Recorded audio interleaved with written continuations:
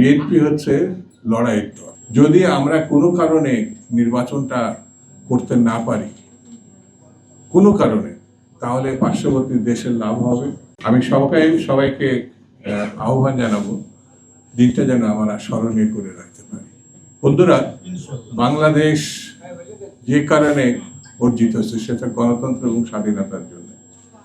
54 বছরে বারবার এটি আমরা পেয়েছি এবং হারিয়েছি।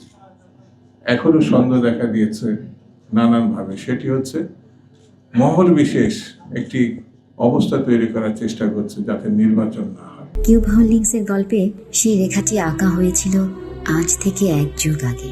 নকশাই আমাদের ভাষা। Cube holdings limited. এই জায়গাটায় আমাদের দৃঢ় প্রতিজ্ঞা থাকতে হবে, ঐক্যবদ্ধ থাকতে হবে এবং যে কোনো অর্থের স্বার্থে আমাদেরকে এক থাকতে হবে।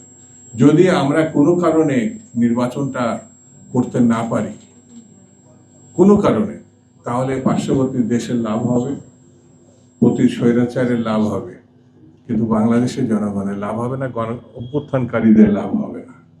সেই জন্যে শুরুতে যেমন একটা গণহত্যাকারী দল ছিল, ঠিক তেমনি 24 আরেকটি গণহত্যাকারী দল। আর বিএনপি হচ্ছে লড়াইয়ের দল, বিএনপি হচ্ছে গণতন্ত্রের দল, বিএনপি হচ্ছে জনসমর্থিত দল। এই দুই গণহত্যাকারী আমাদের বাংলাদেশকে বিপন্ন করতে পারে। সেই জন্যে এই দুই গণহত্যাকারীর চরিত্র এক, লক্ষ্য এক, কর্তৃত্ব এক।